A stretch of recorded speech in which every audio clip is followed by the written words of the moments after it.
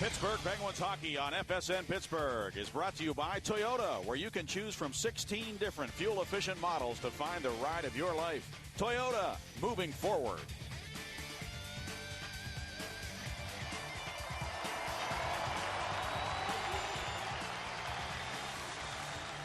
Well, an exciting night of hockey here at Mellon Arena before the Penguins depart for their longest road trip of the year. They're going to go all the way to Edmonton, Calgary, Vancouver, and all the way back over to Philadelphia after tonight. Marc-Andre Fleury will be a busy man on the road, I'm sure, and he'll be busy tonight. Yeah. He's one of the youngsters on this club looking to play out in Western Canada there. It's going to be a nice breath of fresh air, Staggy. I know it'll be cold, and Fleury, he's on a streak. Modest two-gamer right now. He stopped 50 of 51. Ilya Bryzgalov claimed off waivers November 17th. Got a shutout, a 28-save shutout in his first appearance in a Coyote uniform. Since that, they're in the midst of a 4-game road trip. He's lost the last 3, but he is the go-to guy. Interesting pair of referees tonight. Francois Saint-Laurent and Dean Warren are the officials, along with linesmen Michel Cormier and Andy McElman. The Penguins are starting George Laraque tonight, and the Coyotes are starting Daniel Carcillo, the two players who were traded for one another. In fact, they're standing side by side as the period begins.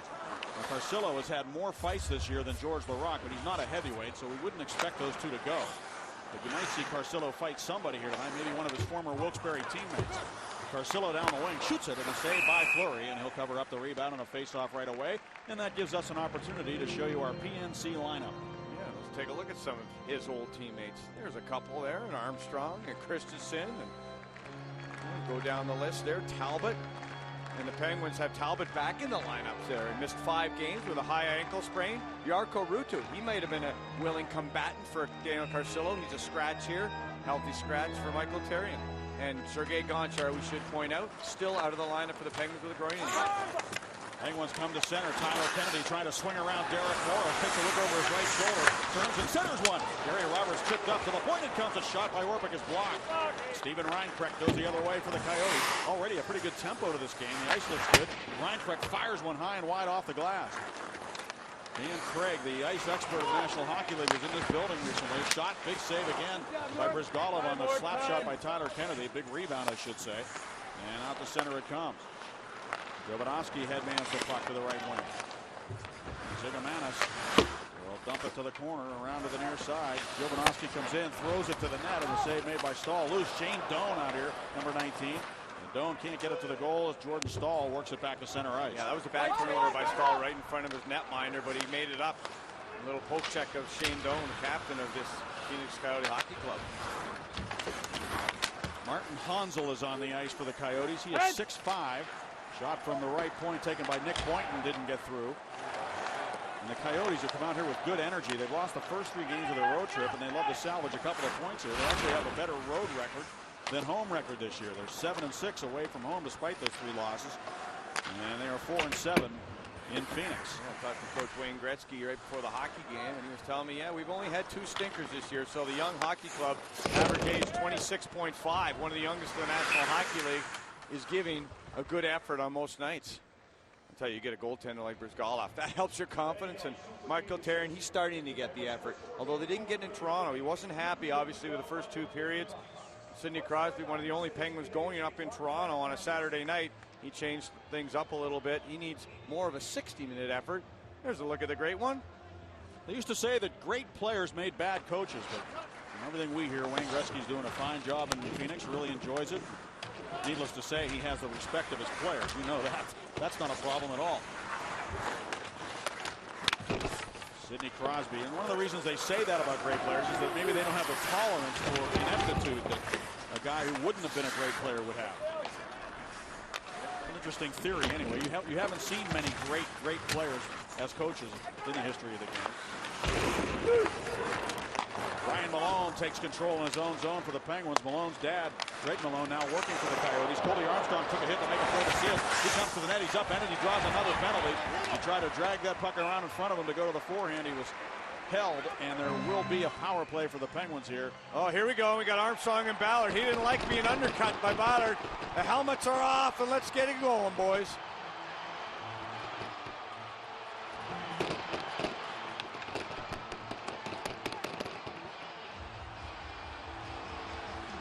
Shots, Ballard to the back of the head, and there's Colby down to the ice.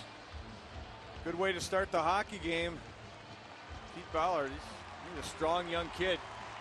And Colby Armstrong, who took exception to be an undercut right here. Oh! And he was afraid that his knee was going to be blown out, and reminiscent of some of the things Darius Kasparaitis would do. I used to hate that.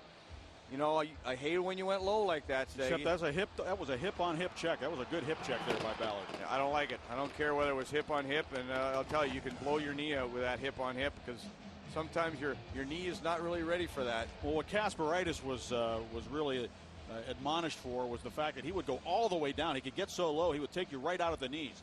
And it would be a hip on knee. That was more of a hip on hip. But I know what you're saying. It's still a dangerous play, and one that Colby Armstrong obviously took exception to. Yeah, obviously. And how about Sidney Crosby? He drew 3 or 4 penalties up in Toronto again, Staggy. And I don't know the exact number right now. I'm sure he's drawn as many penalties as anybody in the league. We can get it from Mr. Bob Grove, the ultimate historian of Penguins hockey and statistician as well. He always keeps track of those things, so we'll pass it along to you later in the game. How many penalties Sidney Crosby has drawn.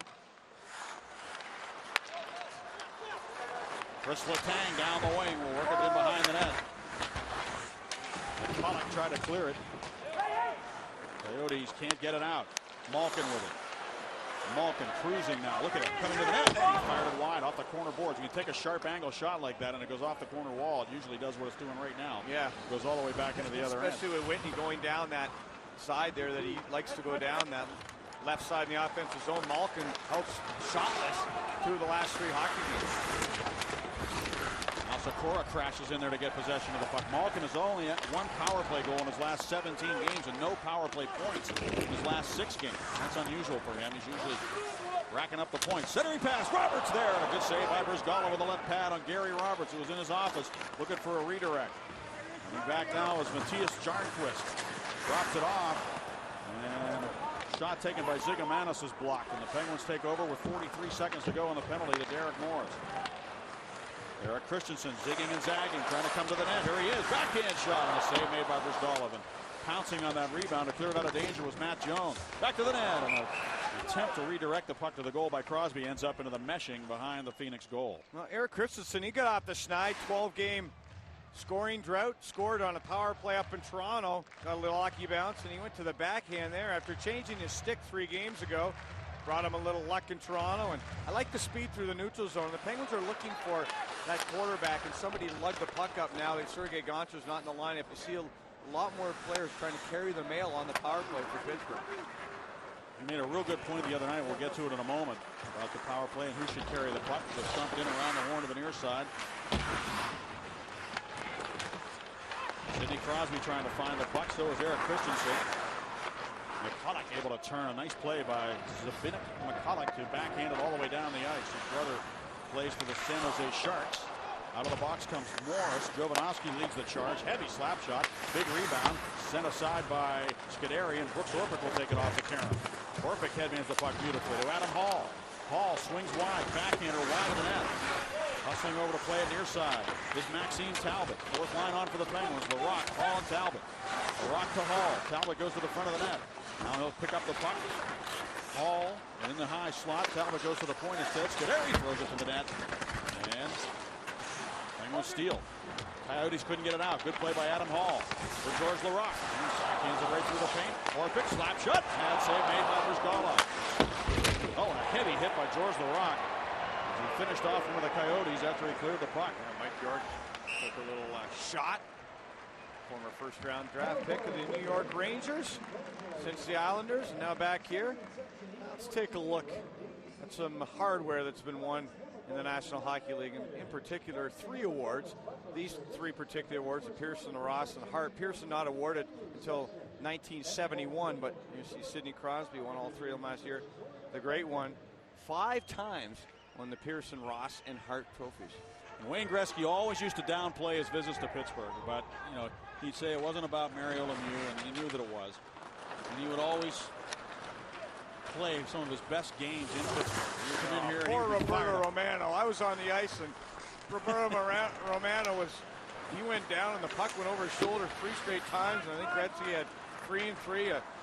And it looked like he was a man amongst boys today. Yeah, he was just toying. He's so smart. Here's Malkin firing the puck, and a save made by Brizgalov. That was a good shot by Malkin. And Brizgalov, who looks like a Russian tank in the net, gets over and takes the angle away and hangs on to the puck. Boy, is he a big goaltender. When he was put on waivers, it was like I was thinking, would somebody not want to deal for this guy? Look at how big he is. And he went across on his knees. A little bit unorthodox, but he's cut in the mold of some of those goaltenders that we've been accustomed to seeing, like Jaguar out in Anaheim. And he's just so big, and if he stays in the net, it's pretty hard to find a spot. Sador guns one wide of the net. Talbot works it behind the cage. Malone working back there. Sid throws it in front. He's all the way to the point.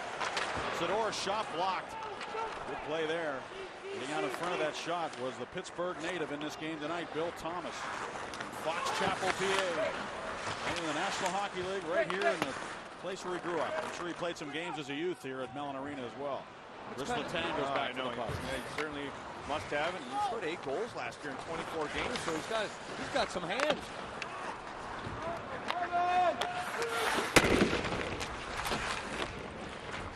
A battle along the wall. Who's going to get the puck? Bouncing puck is hauled in at center ice by Shane Doan. With him is Daniel Whitty. When it backhands it in deep for Doan. Whitney rubs him out. Stahl sends it up the wall. Jovanovski anticipated beautifully. Carries down to the corner. He will move up a lot. Centers one and right onto the tape of Gary Roberts. Now you make him pay. Transition the other way. Problem is the Penguins needed a change. Stahl will lug it to the goal. A shot and disconnect. On the glove side of Brizgalov. Tyler Kennedy sends it back down low. Roberts, Stahl, and Kennedy. Pretty good line for the Penguins. And that was Stahl going around a forward, Winnick. So, you just take advantage of Jovanovski moving up. Gary Roberts is twice the age of Jordan Stahl. More than that. What are you trying to say? Are you trying to say somebody's old or somebody's young? It's just an observation. Yeah. Our producer, Lowell McDonald Jr. said yes. That's a good. All of the above. All of the above. Malkin sends it back around. Picked up by Mike Zigomanis, the former Carolina Hurricane. Right wing pass. Matthias Jarnquist beyond his stick. He'll hunt it behind the net. Taken there by Nico Kapanen. He threw it in front. Zigomanis gunned one wide of the goal. Oh boy, Zigomanis came late to the play in the high slot, wide open. Malkin is really playing with some fire right now. You can just feel it. He knows that he was a -3 last game. He knows that he had a tough time in the first 2 periods. He kind of turned it on in the third against Toronto the other night, and he's trying to carry it on right now. Well, no score. Almost 8 minutes into the game. Hip check. Reminds me of Leo Boyven. Well, I like to say that Wayne Gretzky holds the record for number of records held. 61 of them. How about Sid the other night? Airborne on this shot. Yeah, well, this is last year, of course, where he backhanded it in, Bob, and then the other night he tried another look. Yeah, we had to see that twice, and then against the Leafs he was levitating parallel to the ice, got a great shot away. Seems to be going to the backhand shot a little bit more.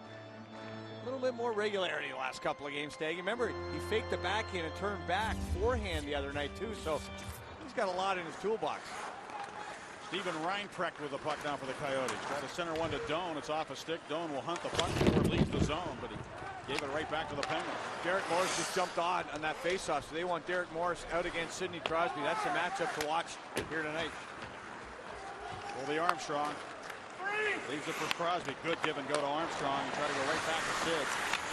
Armstrong. Oh my goodness, he was clotheslined there. That was a heavy hit there by Ballard. That was a penalty. He put the stick right up into the throat. Those two are having a real fun time, aren't they? And Colby Armstrong realizes there's a penalty here, and he's saying to himself and to Ballard that we're going to score. And you took a stupid penalty, and that's exactly how you have to handle something like this. Let's take a look. They go into the corner. Well, it's really hard to see there. I'd like to see that from behind, see if there's any slew foot motion in that, boys. That's the one in the first shift. As Ballard went low. Yeah, he did go a little lower than the hip. I'll give you that. Let's take a look, see if there's any slew foot in this action. No, I don't think so. It was just a high hit, the forearm, the old forearm shiver. Penguins got to make him pay here. What they can do with the man advantage this time. Bob, you mentioned the other night that the Penguins seemed to be a little confused as to who should lug the puck, and I asked Ryan Whitney about it today, and he said we kind of made a decision of who it's going to be, but you're right, they did not know who was going to lug it. Look who's lugging it right now. Letang, it just went coast to coast. Fortunately, the Coyotes clear it coast to coast. 1:36 to go on the penalty. No score yet. 11-9 remaining in this first period. Crosby soaring, trying to beat everybody. A shot down low, save made. Rebound, he threw it back towards the front of the net, and Brizgalov cut off that pass, and he freezes the puck. He tried to feather that puck between his legs, and Brizgalov would have none of it. And again, one of those amazing rushes by Sid where he blows by everybody. And look who finishes him off at the end of this play. Remember I said Derek Morris is the guy that wants to get him. Look at the shot at the end of it. Boom! He just planted Sidney Crosby, who was looking at it, his second shot. And there's 53. He was dancing low by Crosby. The shot, and Morris just keeps going and going and launches Sidney Crosby a little unsuspectedly. And then Crosby looks over to the official and said, hey, I was a mile away from the puck. I shot the puck 5 seconds ago. So there's a game plan here. And remember who's behind the bench. Ulf Samuelsson. He's in charge of the defense for the Coyotes. Ooh, that's scary. Letang takes the puck with 1:12 to go on the penalty. Past Sikora, Malkin hustles over, pokes it to Sikora, who swings it up top to Letang. Letang for Sikora. Roberts is in front of the net. Malkin shoots it, and a good pass save by Brizgalov. That was an athletic save there. And the Coyotes dispatched the puck down the ice. That was very strange. He lifted the leg. It looked like a big Clydesdale there. He's got the big left pad up. He's a big goaltender. Gary Roberts takes the lead pass. Stick was snapped right in half on Roberts. So Boynton has no stick, but he takes one. He's handed to him by Schuster. So now Schuster is without a stick. And with the puck is Matthias Jarnquist, and he will use the red line, and not that he needed to, and he dumps it in. Now he goes back to the bench. 28 seconds to go on the penalty to Ballard. Letang feeding the puck off to Armstrong, who drew the penalty. That would be justice if he could notch one here. Crosby hurries the puck back to the point. Eaton swings it along. Letang. I think that's Sador, rather, at the left point. And Letang shot off a stick up into the mesh. In the spring of '67, the NHL's expansion to 12 teams gave one man an opportunity to start something special by starting from scratch. And that man was Jack Riley, the Penguins' first ever GM.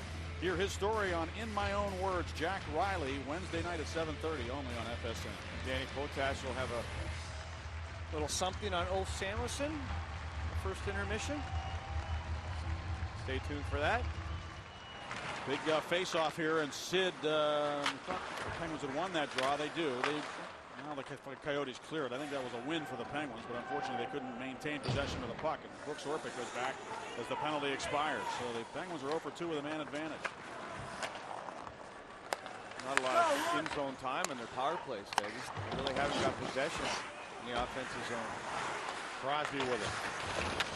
Backhands it in behind the net. Derek Morris is there. Morris comes ahead. Morris, the former Avalanche player who came over in a deal, and Ballard came with him. And there's a chance now. Bouncing puck in, poked at by number 11, Martin Hansel, but it went wide of the goal. Another good chance. Shot wide of the net off the corner board. Ballard there to wrist it towards the net. Carcillo who took that shot, but he missed the net on a good opportunity. Crosby with a blind backhand pass. Intercepted. The lead pass to Martin Hansel. Scuderi dodges a check after shooting the puck all the way back to the Phoenix zone. Yeah, that was Daniel Carcillo. He's going to finish off every check, and he was the one who missed a shot, although he had Shane Doan wide open in front of the net. Carcillo just trying to get the puck to the net and do some damage against his old franchise. Talbot trying to dance around a man in the neutral zone. Scuderi will pick it off, and he gives it away. And the Coyotes 3 men strong into the Penguin zone. Peter Bueller shot. Good stick save by Fleury. Penguins have been working on Fleury to use that stick more, and you see it as he directed that puck up into the mesh. He's using his stick, and Brizgalov, he's using his pad.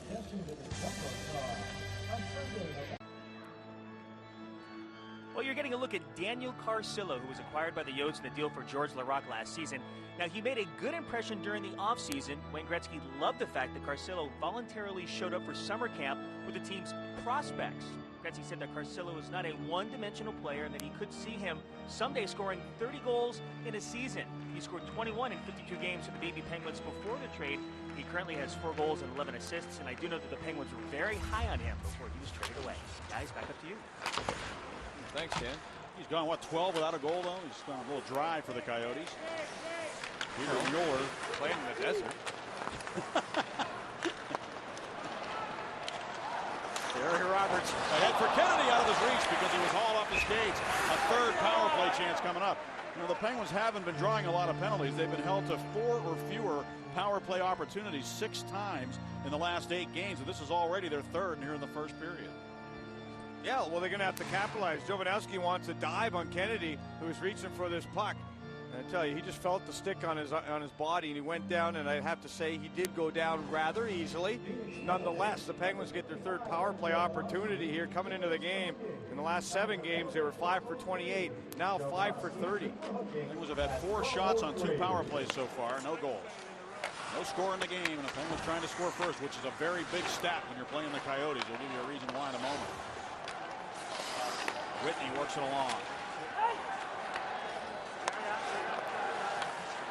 Sador working that left side of the ice. Malkin, one-timer, and it's deflected off the stick and dribbled wide. Bryzgalov did a great job. That puck came there, and he nudged it away from the goal crease, and Peter Secor with his stick. Nice job, Bryzgalov. Ryan Whitney's going to decide to lug the puck this time. A la Sergei Gonchar. He guns it off the corner wall. We thought Gonchar might play the game tonight just to work on the power play. There was some talk about that, but Michael Therrien knows that it's better just to rest him one more game and make sure he's healed. He doesn't want to have him re-injure that groin and be in a position where he could be out a few weeks. Sidney Crosby busting in, drops it off for Sador. The pass wasn't in the right place for Sador. He got a skate on it, but it's cleared by Nick Boynton, the former Boston Bruin, back into the Penguin zone. Fleury hurries to play along with the Coyotes changing penalty code. Malkin, they keep the puck along the wall, and it's going to be Ballard clearing. And it bounces back into the Penguin zone. I'm impressed with Ballard. A lot of talk about him last year. Orpik came on the ice. The stick was upside down. When the puck came to him, he wasn't ready to play it. Christensen stripped of the puck again by Ballard. And now there'll be a penalty. Another penalty, and this little hook on the body of Ballard. The Penguins will find themselves shorthanded in 30 seconds. Play the Penguins Watch and Win sweepstakes on FSN Pittsburgh. You can win 2 tickets to an upcoming game at Mellon Arena. Log on to PittsburghPenguins.com. Click the Watch and Win button to play. Just enter your information and use tonight's keyword, which is kick save and a beauty. And a beauty. Yeah, kick save. I love it. No, we saw that. Bryzgalov kick save.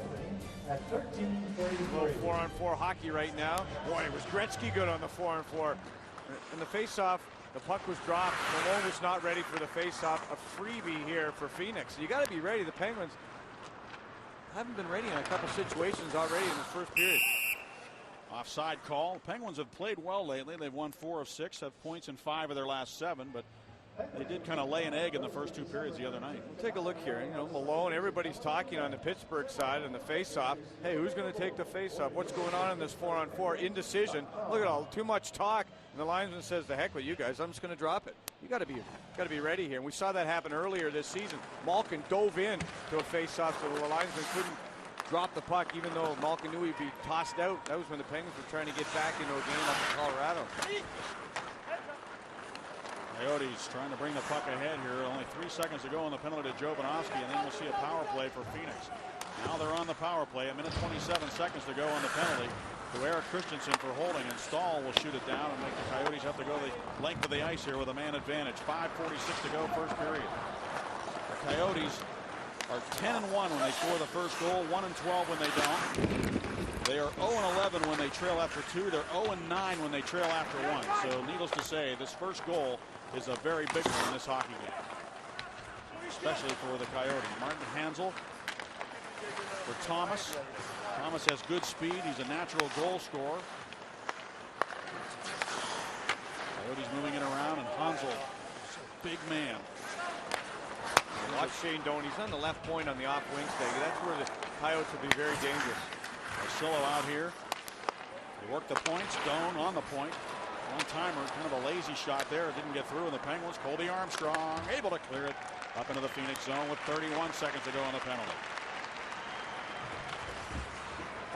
Sidney Crosby out here killing for the Pittsburgh Penguins at the end of this kill.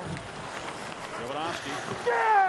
Reinprecht had to stop to remain onside. He was able to do so. Peter Mueller behind the net throws it in front, and it goes right past one of the Coyotes coming to the net. Reinprecht, and he fanned on the shot. This is the perfect time to get Crosby out there. Doan was on the point. Jovanovski at the end of the power play. Tired bodies. That's when Crosby can be at his best. Here he goes. Tripped up by Morris. Gets back up and can't maintain possession of the puck. Morris tried to poke check him and took the skate out from under him. Crosby bumped again, and the fans looking for a penalty. That was away from the puck. Not sure what happened there, but I saw Sid get stood up there inside the blue line. Coyotes were lucky. Doan just changed, and Morris came on the ice for that one-on-one. Kapanen with a shot on the save made by Fleury, and he'll hold on to it. So the Coyotes come up empty, and that first goal is still up for grabs.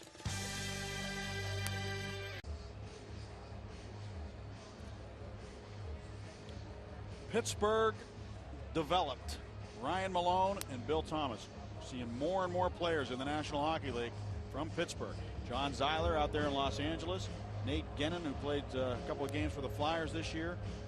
And it's just great to see. Of course, R.J. Umberger in Philadelphia, Bob. That's tremendous. A lot of talent coming out of Pittsburgh right now. A lot of great AAA midget teams, Junior B teams, school teams.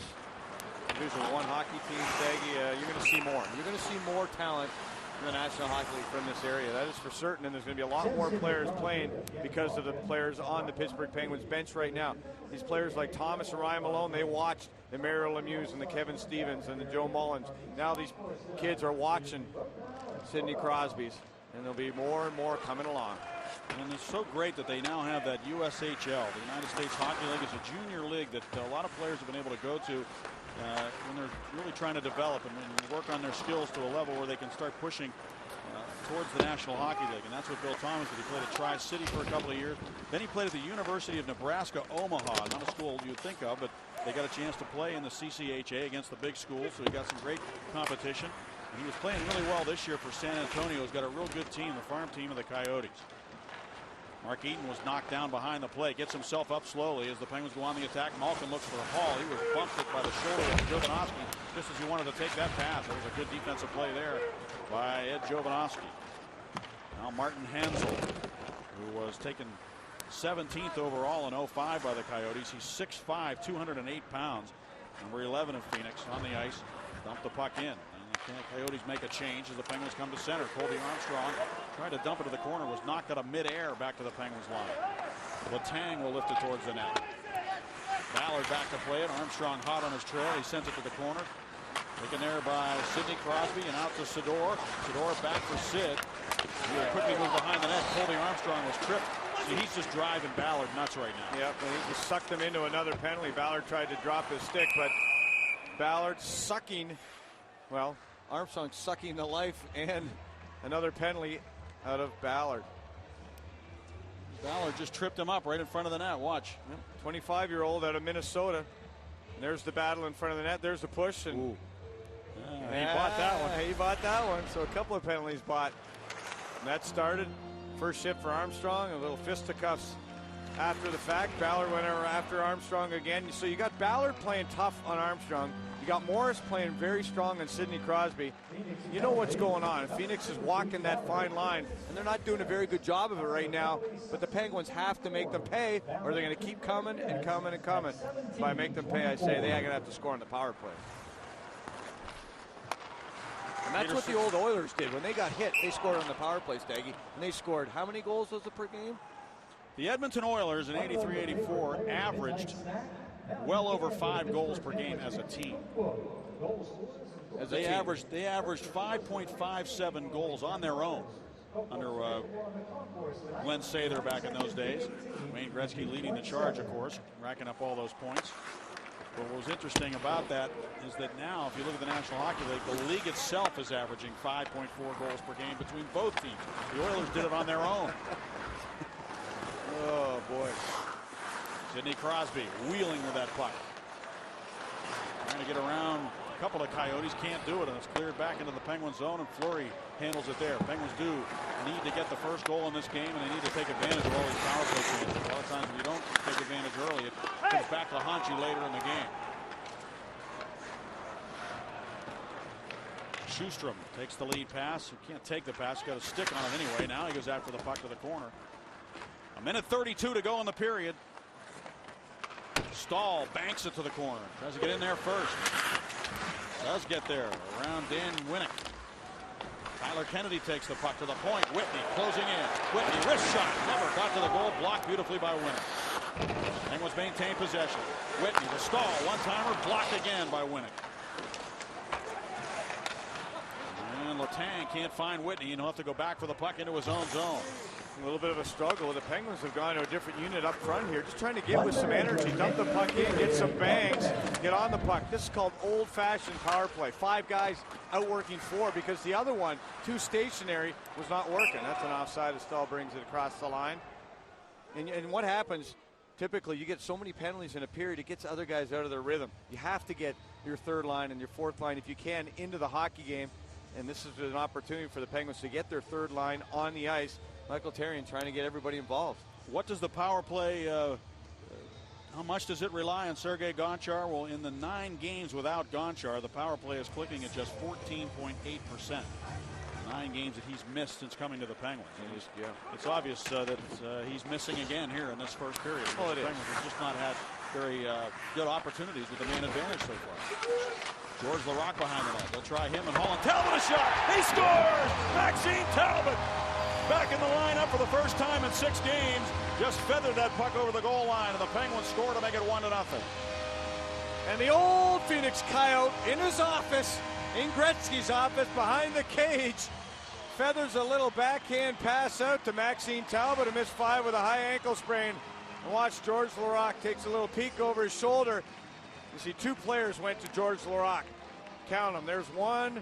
Another man comes over. And that means, just by the numbers, Staggy, that somebody's got to be open, right? 2 Coyotes behind the net. That leaves 1 open in front, and that would be Maxime Talbot. What a pass by Laraque. And for Maxime Talbot to get on the boards so quickly. And those are the numbers you talked about, Paul. Record when an opponent scoring first, 1-12-0. So kind of indicative of a young team, those type of numbers. And they've certainly been struggling. So the Penguins' 4th liners come out at the end of the power play. It was not a power play goal, and Talbot able to just find a way to get that puck behind Brizgalov to give the Penguins the all-important first goal in this game. Maxime Talbot, you know, he was chomping at the bit to get back into the game. He thought he could have played maybe on Saturday night in Toronto. Those high ankle sprains are nagging injuries. And give him credit, you know, he's been waiting, chomping on the bit, like you said, but also chomping to get into this hockey game with all the penalties. He's been one guy that's been shortchanged in this first period of play, so he was healthy and happy and had a lot of wind ready to go on that shift. Laraque dumps it in behind the net, taken there by Derek Morris. Snaps it along for Daniel Carcillo as time expires here in the first period. So the Pittsburgh Penguins, right before the bell, get the big first goal that we were talking about and leave it to Maxime Talbot to deliver. And you know that hurts, that stings the Coyotes, who've done a great job the whole period, and then a 4th liner scores on them. That's not going to make anybody happy in that Phoenix locker room. No, and they're not good being down. You mentioned those numbers after 1 period of play either. So there's a lot of time left, but I thought Phoenix shot themselves in the foot with the penalties that they took. Remember, that takes them out of their game as well, and a lot of. Well, I'm sure if you did a survey of players around the National Hockey League, they would give the wonderful expletives on the wonders of Sidney Crosby. And that's exactly what Ed Jovanovski did when he was asked about Sid recently. I think his intensity, his will to succeed. You know, you hit him, he'll come back even harder. His playmaking abilities, how strong he is on his skates. I think he's, you know, as far as a player, he complete package. He just put a show on. He was phenomenal. I do watch a lot of hockey, and I see him play, and he's doing something special every night. And to do it at that young of an age is pretty remarkable.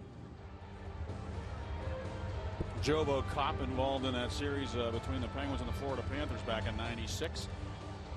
The Penguins were eliminated, and the Panthers went on to play for the Stanley Cup against Colorado and lost to the Avalanche. He's looking for a career goal 100 here tonight. Tough guy. He is a very tough guy, and puts up numbers as well, Staggy, and 361 career points for the guy.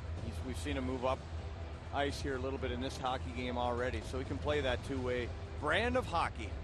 Sidney Crosby tripped the other night by goaltender Vesa Toskala, and I thought he was injured on the trip itself, but what happened was his leg clipped the goalpost as he went by the cage, and that's how he hurt his leg on the trip by Toskala, which Sid has seen on replay now and is not real happy about. I can tell you that. He did not like what Toskala did, and it was not a very gentlemanly play by the goaltender of the Leafs. Well, dangerous play, intent to injure really when you trip somebody like that. Well, it's hockey, and he's going to see it for the rest of his career, Staggy, just like Colby Armstrong saw the Ballard thing. So it comes with the territory for Sidney Crosby, who has drawn 28 penalties now this season for the Pittsburgh Penguins. 27 coming into this one.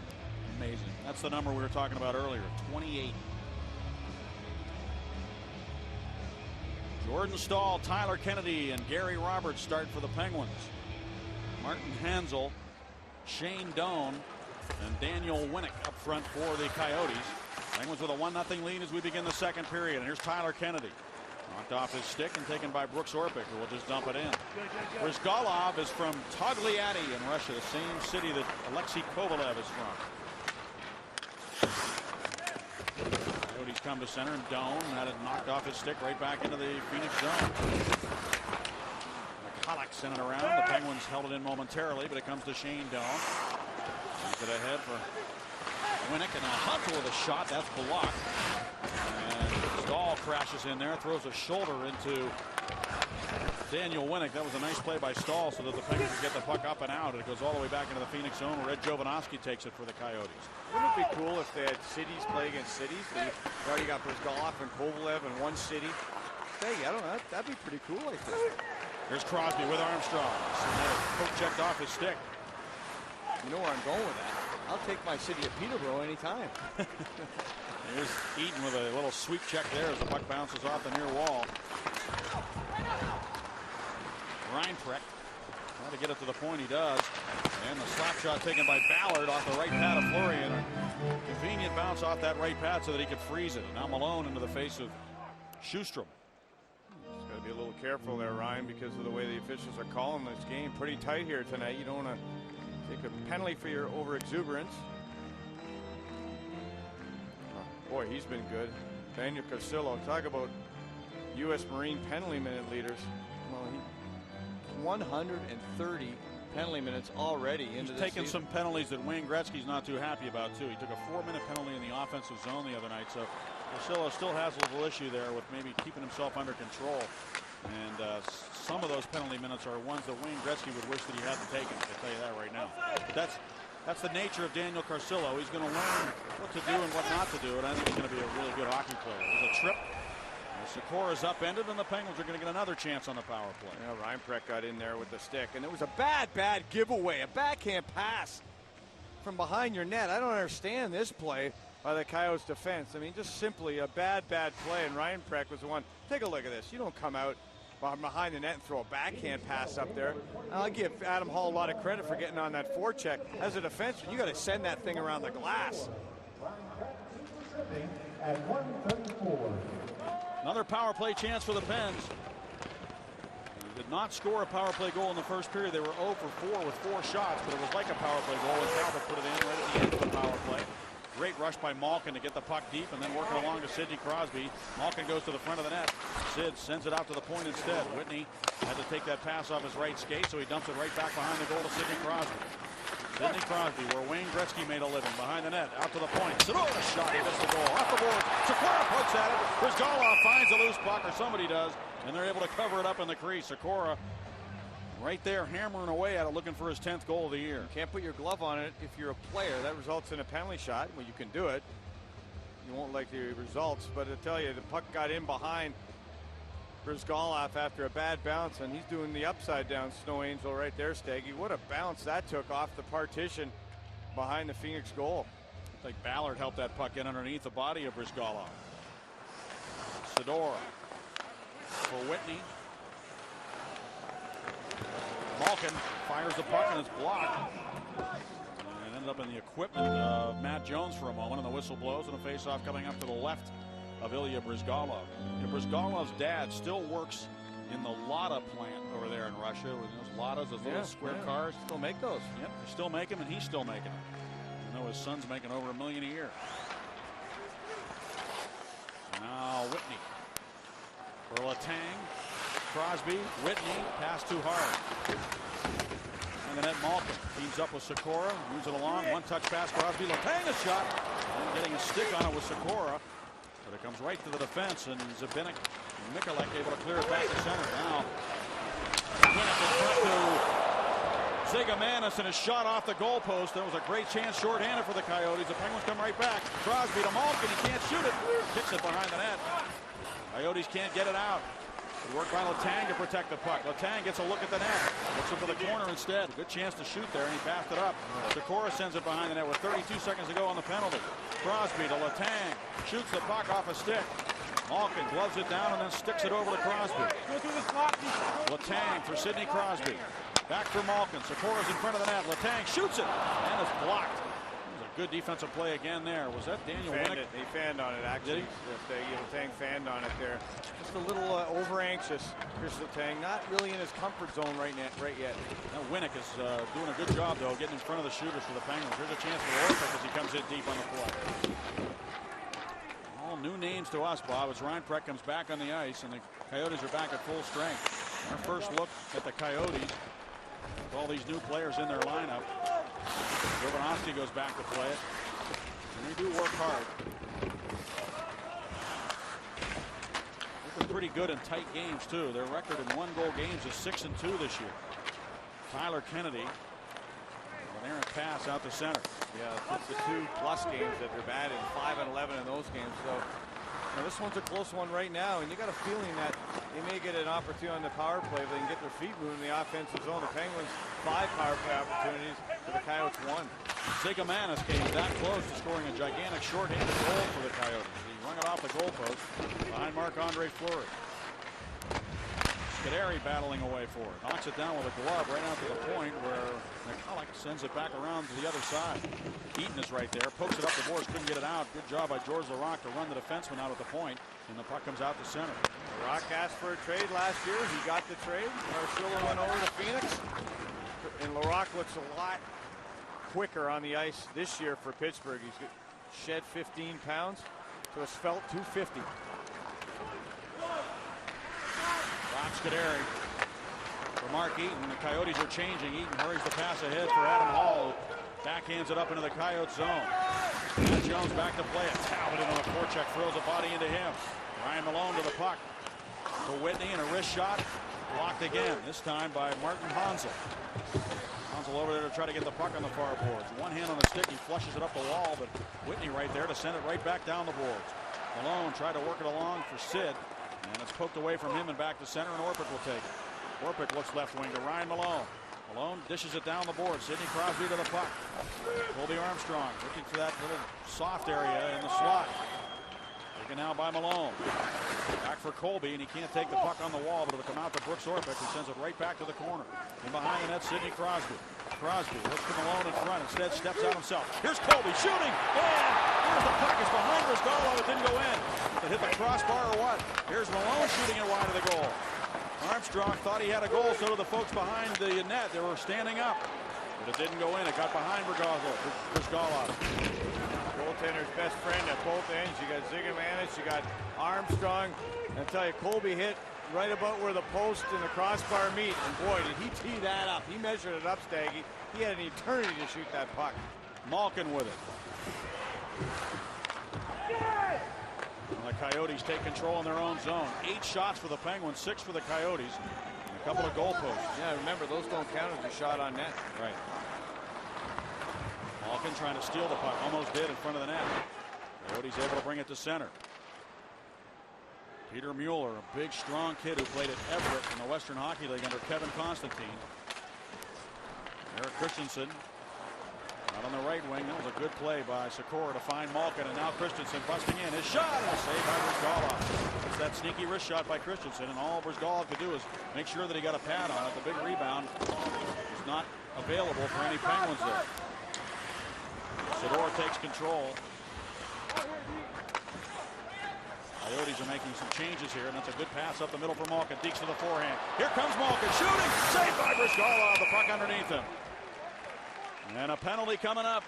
Malkin again with that ability to deke to the forehand. Well, shorthanded, the Coyotes, they hit one crossbar, and it was Armstrong. In response, Big Ben struck twice.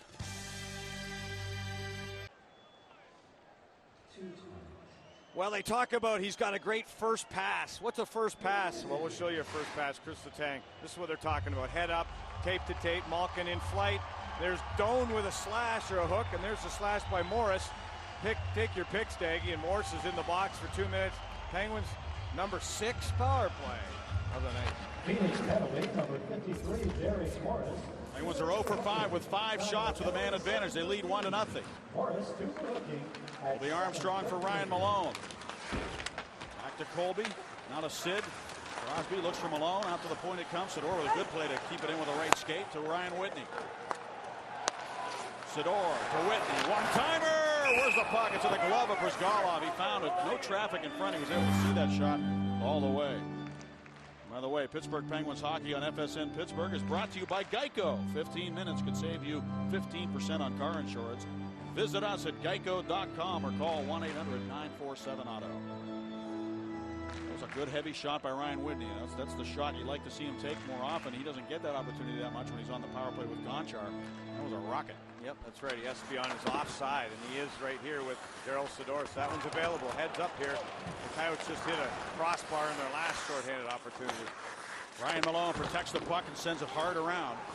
Whitney will play it with his right skate. And that's another thing that Gonchar does so well, keeping that puck in those situations. Time after time after time he does it, and you almost take it for granted. It's not an easy play to make. Sidney Crosby around the defenseman Ballard. Out now for Ryan Whitney. Minute 7 to go on the penalty. Colby Armstrong's in front of the net. Ryan Whitney holds the puck now for Sid. Down low from Malone in front. Colby Armstrong couldn't pull the trigger. Strong on a stick was Nick Boynton to prevent him from pulling the trigger there. That was a good play. Was he ever strong? You know, you're sitting it there and you're wondering, why can't the man get to the puck? You got to give credit for the defender, number 44. And he's got to be stick on stick. And watch how strong Boynton is. Look at that. He just gets in there.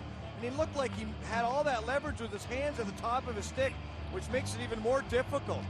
He knocked Colby Armstrong down just with physical stick-on-stick strength. Letang sends it down the boards for Tyler Kennedy. Kennedy out here on the power play now with 44 seconds to go. Taken by Malkin. Letang for Malkin on the half wall. Now to Ryan Whitney. He looked up and the puck jumped right over his stick. Whitney under pressure right now.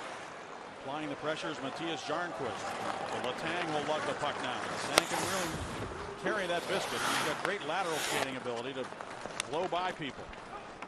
20 seconds to go on the penalty. The Penguins leading by a slim 1-0 score in this game, working on their 6th power play chance. He has to score a power play goal. Tyler Kennedy taken hard into the boards by Nick Boynton, and then took the puck and turns it back to center. Another good play. Tyler Kennedy goes in there to the corner. There should be support for him. There's not another black jersey at all. Letang, the shift before that, shot it around the wall. Phoenix got to the puck. There's 2 situations, 2 separate plays. The Penguins aren't passionate, not having enough men on the biscuit. Rock tries to line up Ballard and does, and Ballard turns and takes exception to that. He hit him after an icing call there, too. Tonight's attendance is brought to you by That's why Ballard was upset. George had every intention of finishing his check on this no matter what. Here's the entrances into the zone. Now here's one entrance, and if you freeze it here, folks, where's everybody? Malkin's way late to the party. Way late to the party. And right before that, Letang came down the ice. He shot it around the wall. Ample time. Here it is here. Letang comes in. He flips it around. You know, where's all the support? And there was a situation where he threw it hard around before Staggy. So this was the icing call at the end there with George Laraque getting into the action, trying to excite his team and get the crowd into this one here. The Penguins have actually been deflated a little bit from their power play. And they really haven't got a lot out of it. I know they did get the one at the end of the first period. It helped them to get the lead here in this hockey game. It didn't go down as a power play goal yet. But really, they haven't. To build a lead would have been important here, you would think. Shot back to the net by McCulloch. Loose around the net, and Fleury able to dive out and cover it up. Close call there. Mike York was standing there looking for the rebound. There's another case where Malkin couldn't get the puck out. He gave it right to the right defenseman. Number 4 Zbigniew McCulloch, and he was able to get it back to the net. But Malkin is flying tonight, no question about that. Yeah, you made a good point. You know, he didn't register a shot 2 of his last 3 hockey games. He was a -3 in Toronto. Only 4 times this year he's been held off the point scoring sheet. Now up to the point again, and it's Scuderi lifting it down low. Jovanovski headmans the puck to York, who just backhands it right back to neutral ice. Mark Eaton works it along for Gary Roberts. He got a stick on it, but it comes right to Jovanovski. Now, shot taken by York, even though he had Doan right next to him, and it was off the stick and wide of the net. And here comes Jordan Staal trying to poke it ahead. Can't get it around McCulloch, who backhands it right back into the Penguin zone. And the whistle blows. We'll be back in a moment. 1-0 Pittsburgh.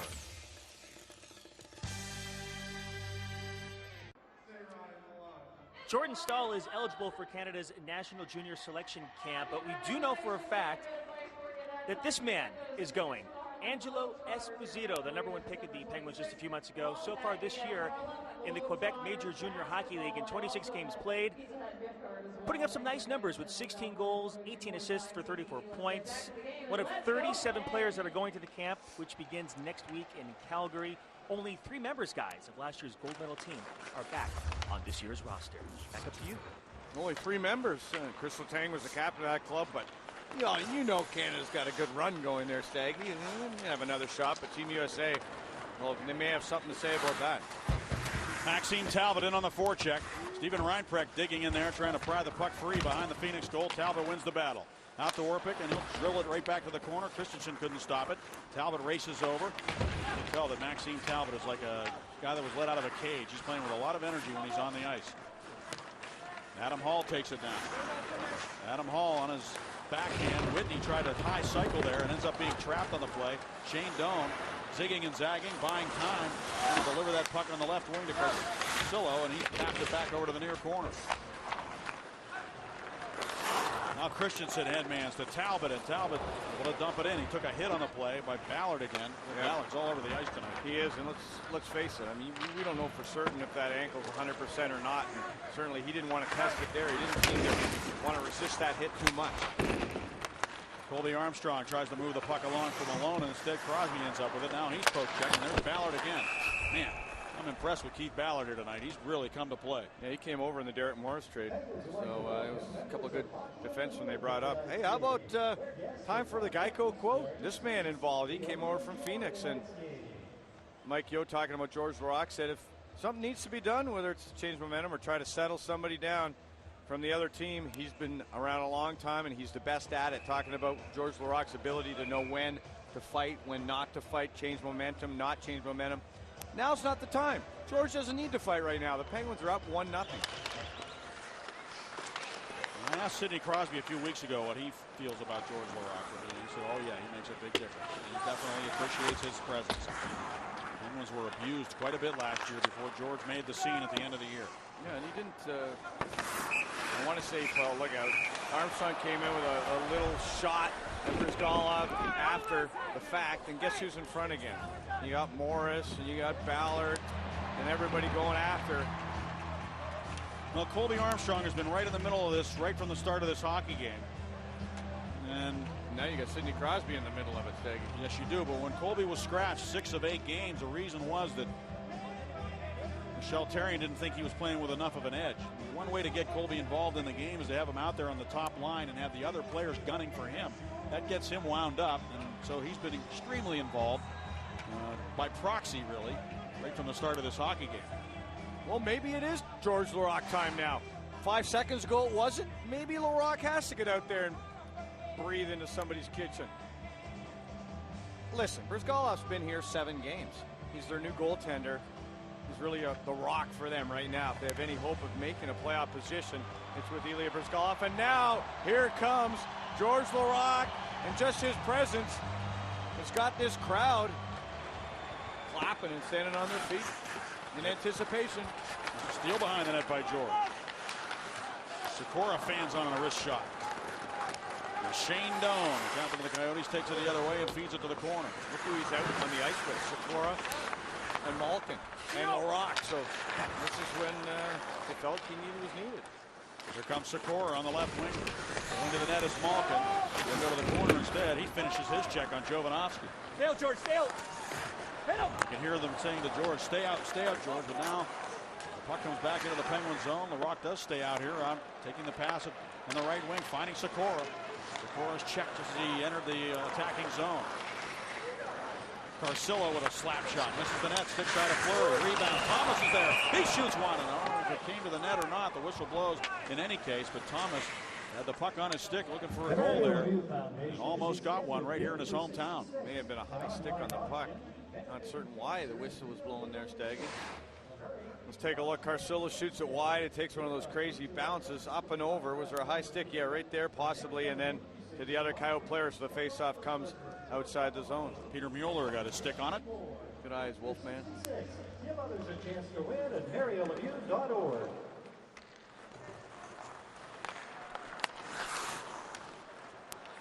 Now it's Daniel Winnick driving it up into the Penguin zone. Fleury. Send it around off the stick of the Coyotes. Handled down by that Coyote, Nico Kapanen, who dumps it in behind the goal, and over to play quickly is Whitney. Nice outlet pass there to Jordan Staal. He's got Kennedy with him. Staal enters the attacking zone, leaves it there for Roberts. Backhand shot. Pad save made by Brizgalov, and he's able to get to the rebound. Yeah, it wasn't a good pass by Jordan Staal. Tape to tape is the way to go. That'll slow down any good 3-on-2, and Staal was carrying the mail down the middle of the ice when he dished it off. What you want to do is bring the man as close to you as you can. He could have went just a little bit further, brought a defenseman to him, then you dish it over into that open ice. We saw earlier in the hockey game, Armstrong so good at it. He can throw it into the open ice, just a soft area pass, and Crosby can skate into that area. And then Jordan Stahl's still working to round out his game. That's one part of playing center that he said is coming not as fast as the other parts, and that's making those quick little handsy plays. Sidney Crosby for Colby Armstrong to Ryan Malone. Shot from a sharp angle and a save by Brizgalov. The rebound right to the Coyotes. They just get rid of it. They were just able to get it to center as Mike York couldn't do much with it. And was dumping right back in. McCulloch headmans the puck to Shane Doan. Doan has York on his left, Landcraft on his right. Doan curls up. He was stripped of the puck nicely by Colby Armstrong. Ryan Malone barges ahead. He's tripped up in the neutral zone. Nothing called. And the Coyotes take it the other way. Shane Doan throws it off the outside of the post. Gets his own rebound. Leaves it in the corner for Reinprecht. He's hit solidly down low by Sidney Crosby, but skates out of that check. Reinprecht working hard. Down to the point. A shot off a leg. Right in front of the net. It comes to York and it's stopped. His shot is stopped by Fleury right on the doorstep. York was right there. He was in a little too tight. Behind the net for Shane Doan. It was great to see Brooks Orpik running around hitting guys, but by doing that, you leave the front of the net open. You only had Whitney there. He had his man, but York was wide open behind the lone defenseman. Malkin takes a lead pass. Leaves it for Sikora. A slap shot stopped easily by Brizgalov. Now it's Bill Thomas with it. The Coyotes on a rush now, and here's Daniel Carcillo, and he did not pull the trigger there. And lost possession of the puck, and the Penguins clear it back to center.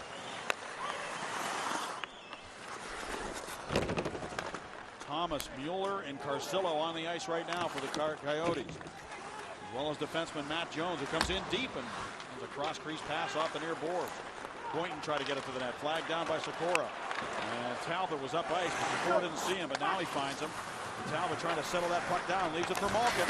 Malkin swooping in with a backhand, his shot, rebound.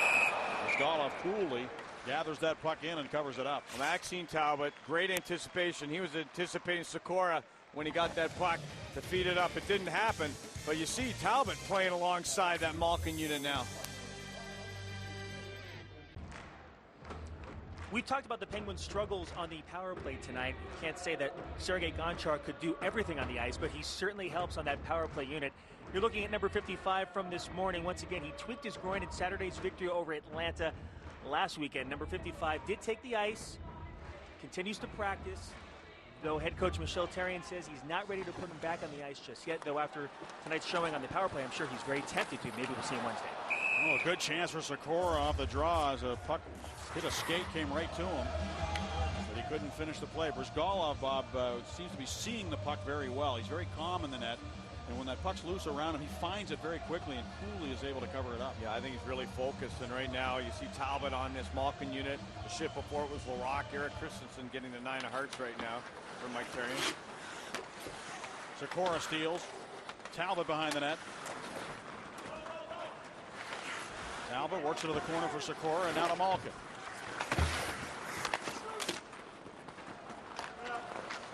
Malkin could not maintain possession of the puck, and the Coyotes able to just work it back to center, where Mark Eaton dumps it right back into the Phoenix zone.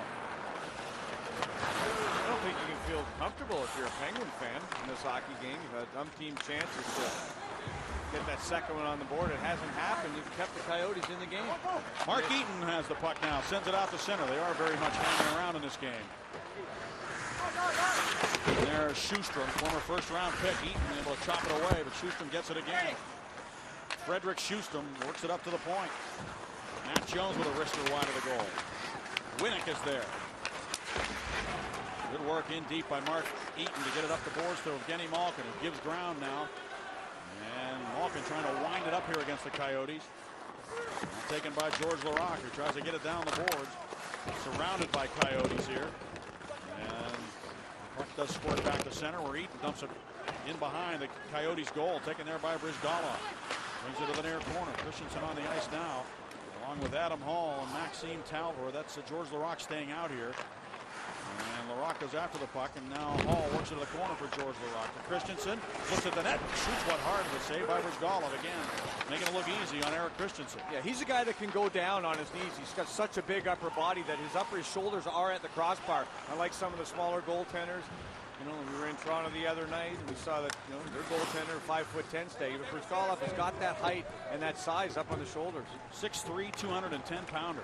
So he can do it. Malone went down the runway with orthopedic surgeon and Penguin doctor Chip Burke. So he might have been banged up in that altercation we saw in front of the Phoenix Coyote goal 5 minutes ago. Colby Armstrong with it now. Gets his feet moving. Carries ahead. He's got Gary Roberts with him. Finds Whitney. His shot. Good glove save by Brizgalov. One of the best chances the Penguins have had tonight off the rush, and that was an excellent shot and a better save by Ilya Brizgalov. Now it's the Coyotes' turn. They go the other way. York trying to take a drop pass from Doan. Shoots the puck off the stick. Doan takes it, works it up top. Ballard with a wrister. He tried to look for maybe a redirect there by Reinprecht in deep. He centers one for Doan. He couldn't take the pass. Colby Armstrong, left wing to Sidney Crosby. Sid closing in, looks to the front of the net. Right there is Armstrong, and he fanned on the chance. He had it teed up, but he just could not find the puck. Now Sid goes to work again, dancing, but he can't hang on to the puck, and the Coyotes can't get it out. They'll try again and work it back to center. Well, Sidney Crosby cradling that puck with a head up, was looking for the backdoor play, and it just didn't open. There's Kennedy firing, and he hit the goalpost. It's the second goalpost, a crossbar and a goalpost, to be more exact, for the Penguins. Now Carcillo with it, sets it up. Thomas' shot. Good save by Fleury on his knees. Now Letang playing with the puck too much, and Phoenix got on top of Chris Letang and stole the puck. So great chances both ends. Stahl pulls up on the near wall, try to work it to the corner. McConaughey is there. Penalty coming up here. Brizgalov's got to go all the way across the red line to get to the bench for the extra attack. Oh, Jovanovski was just tripped. It could be another penalty. I don't know why he's arguing right now. They're not going to blow the whistle. The Penguins haven't touched the puck. It could indeed be two minor infractions against the Penguins. Coyotes fiddling around with a puck in their own zone. Might be better just to forget about it. Here they go with the extra attacker on. Let's see now here. It's time to have the at least one penalty called. I don't think they're going to call the second one, Bob. Well, that really surprises me. Although they're talking right now. Well, yeah, it's 4 minutes. They just made the one motion. The one official at center ice went to the bench, and he's saying 4. I don't know. He's either saying 4 players or 4-minute penalty.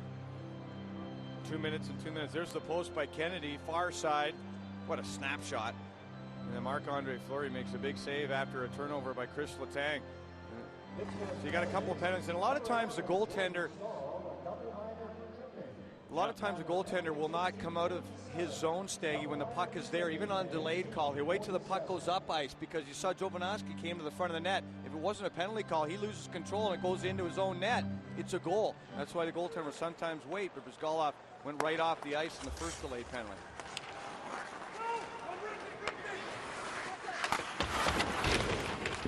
Penguins shorthanded for 4 minutes. A double minor for tripping a stall. And here comes Talbot shorthanded. Quick shot and a glove save by Brizgalov. Oh, what a great job by Talbot, using the defenseman as a screen. I'll tell you, Maxime Talbot, 24 career goals, 8 shorthanded.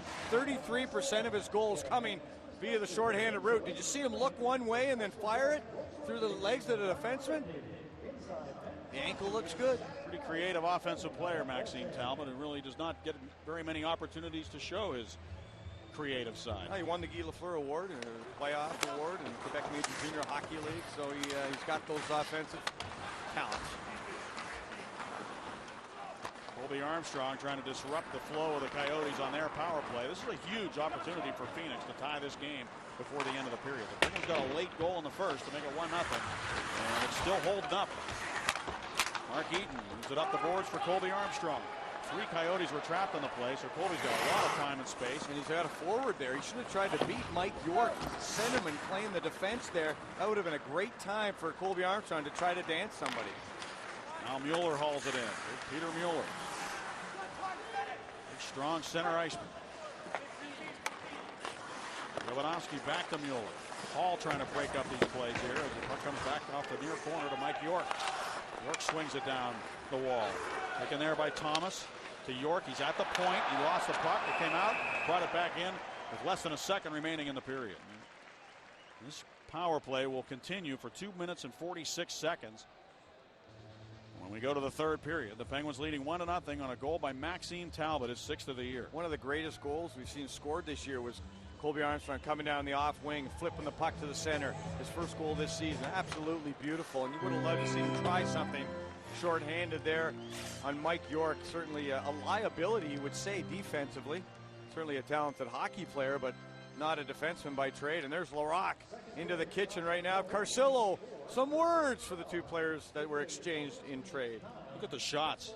Coyotes have only a total of 9 shots on the board. They had 4 in that second period. Because they've had to kill 6 power plays, Staggy, and that takes its toll certainly in the shot department. And you would think Pittsburgh, 19 shots, adequate, maybe. And Phoenix has yet to register a shot on the power play, but they'll have a lot of time to work with at the start of the third period. The guest for Dan will be Colby Armstrong in a moment. Rob King in the FSN Pittsburgh studios. Highlights and analysis and what you've missed all coming up.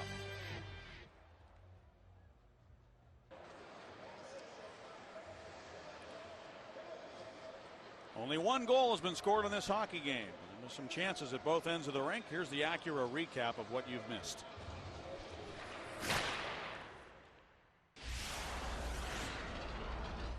Eric Christensen zigging and zagging, trying to come to the net. Here he is. Backhand shot and a save made by Brizgalov. Crosby soaring, trying to beat everybody. His shot down low, save made. Rebound. He threw it back towards the front of the net. Roberts is in front of the net. Malkin shoots it in a good pass, saved by Brizgalov. George Larocque behind the net. They'll try him and Holland. Talbot a shot. He scores! Maxime Talbot back in the lineup for the first time in 6 games. Corner. In behind the net, Sidney Crosby. Crosby looks for Malone in front. Instead, steps out himself. Here's Colby shooting. And where's the puck? It's behind Brizgalov. It didn't go in. And Talbot trying to settle that puck down. Leaves it for Malkin. Malkin swooping in to the backhand. His shot. Rebound. Brizgalov coolly gathers that puck in and covers it up. Carries ahead. He's got Gary Roberts with him. Finds Whitney. His shot. Good glove save by Brizgalov. Here's Kennedy firing and he hit the goalpost.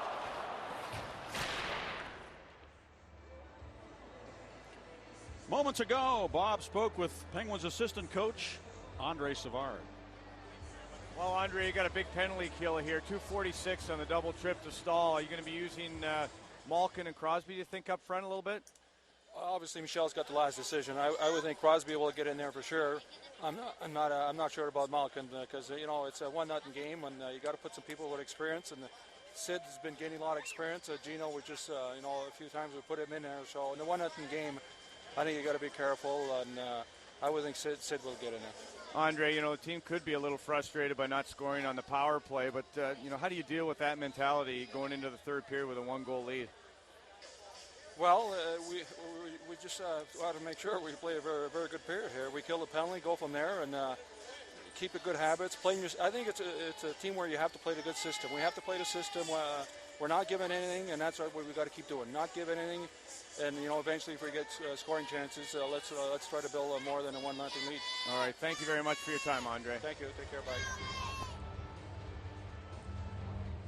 Well, Bobby said not give them anything, not give them anything. Said that 3 times. And they only have 9 shots on goal, no power play shots, but they've got 2 minutes and 46 seconds to work with that guy in the box. Yeah, I think that's really what they're focused on right now, is trying to kill this. And, you can't, Phoenix is playing a pretty good road hockey game. They're 7-6 on the road this season. And even though you could be frustrated and you'd like to think you have a 2 or 3 goal advantage, Staggy, you can't get out of what you're doing. You play the score.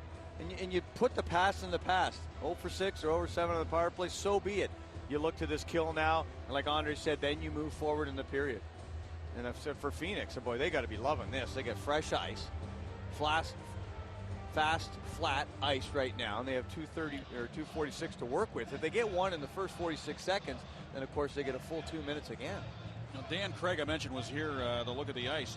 Wayne Gretzky knows who Dan Craig is because he's the guy who's responsible for what is largely believed to be the best ice in all of hockey for many, many years in Edmonton. And that Oiler team really enjoyed the best ice, and anytime we went in there, everybody talked about how great it was. So Dan Craig was hired by the National Hockey League to oversee all the ice surfaces in the league. And he was in town last week and had some good suggestions, Bob, and the ice is better. So it's not that easy. It's not as easy as it sounds to keep the ice good, especially when you've got so many events. The weather was hot here. There's a lot of factors that go into having good ice. Talbot just got high stick right off the face-off. Right in the face. By Martin Hansel. Yeah. That stuff's happening a lot in the NHL. We've seen it happen a lot to Penguins players, but it never gets called as Fleury gloves the puck down. Well, let's see if it's inadvertent or not. He is not happy. He goes, how's my jaw feeling right now? Take a look. The stick's going to come right up. Boom! Right across the chops. And he's down hard. The official's looking right at it. He's looking at the puck, I think. It looks like his head's down, like he's not seeing it. Up first. I can take it? a look at it. Looking right at the darn thing. But, how many times have we seen that face up?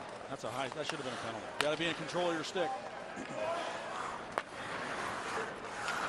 Coyotes, Jovanovski, wristing it wide of the goal. Glove side of Fleury. A little tink off the metal, didn't it? Now Eaton trying to get a hold of it. The Coyotes surround him and come up with possession of the puck. Mueller, cross ice, shot. Jovanovski's shot hit a leg. Mueller again. Peter Mueller working the point. Quick passing. Carcillo guns it wide of the goal. Great chance for Daniel Carcillo, and he fired it off the heel of a stick and missed the net, and the Penguins clear. First 2 minutes up. Now we're into the second trip. And Ryan Malone comes onto the ice, along with Sidney Crosby killing. And the pass hits Crosby. It comes right to Schuster with a shot stopped by Fleury. Another shot by Schuster to stop. Now Shane Doan settles it down for Derek Morris. Morris will just dish it to the far wall. Reinprecht goes to the front of the net. Morris, slap shot, blocked by Malone. Loose puck, Reinprecht on his backhand, right side, quick shot, score! Shane Doan steps in from the right point and buries it behind Fleury to tie the game at 1. It's a power play goal. There's a lot of guys that you would want to get that puck in that shooting area rather than Shane Doan.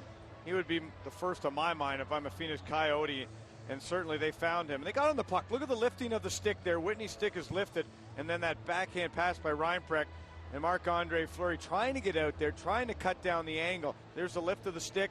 There's the backhand dish. And Shane Doan really does have a really good release and can find that top corner over the glove. Right-handed shooter coming off the right side. Reinprecht had an hour and a half to tee that pass up. He turned his body in so much time and space. Yeah, the Penguins penalty killers up top did not collapse quick enough. Sidney Crosby, one of those penalty killers. Doan with his 6th goal of the year, the power play goal. Ties the game at 1, and the Coyotes have to be feeling pretty good about where they are right now. They've been hanging around the whole game, and they are right back into this thing. And we have a high stick on the puck, and the whistle blows. Well, the Penguins have kept them around. There's no doubt about it. Phoenix have played that road game. They haven't come back many times when they've been down after 2 periods of play. Never. So 0-9 when they trail after 1, 0-11 when they trail after 2. I think they're feeling a lot of confidence, and they get that really from the goaltender. The goaltender's kept them in this game, kept them in a lot of hockey games this year. Brizgalov has. He's played 7. He's 4-3, and even Wayne Gretzky said, we're more focused in practice. We don't go in there and just nonchalant things. I mean, Brzgalov is making us try to score. He wants to prevent every shot from going in that net. It's just a fresh look. Tyler Kennedy can't get the puck deep. Now the crowd wants the Penguins to get it going here. Mark Eaton as they get it up the boards, he can't get it out. Quick chance for Schustrom, and a good save by Fleury with a right pad on Frederick Schustrom, who was right there in the slot. Perfect scoring opportunity. And Tyler Kennedy shoots it to the net, sticked away by Brzgalov to the corner. Handled there by Nick Boynton, who just sends it up the ice. Sidney Crosby couldn't flag it down, and Whitney will have to go back into his own zone to play it. He tried everything he could to buy an icing call there. The linesman would have nothing of it. Crosby is just flying right now. Goes left wing to Malone, who dumps it in behind the net. Sid is there. Hit by Keith Ballard. Colby Armstrong crashes in. Puck squirts free. Will be cleared to center ice. Penguins steal in the neutral zone. Crosby for Colby Armstrong. He's got a lane. He fires it, but he missed the goal on the stick shot. And there's that breakout when you miss that shot to that far side all the way around the wall. And here comes Phoenix Coyotes. Ballard feeds it up to the corner. Schustrom couldn't get there first as Orpik sent it ahead to Maxime Talbot. He gets his feet moving. Here comes Talbot down the wing. Pulls it to the net. Gloved by goaltender Brzgalov.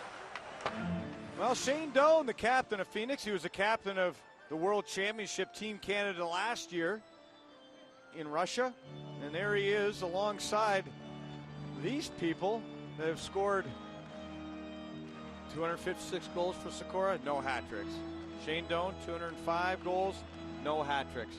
There's two players, Mike Sillinger as well. And very, very surprising to see those players, all good snipers in their own right, with not a hat trick in the National Hockey League stadium.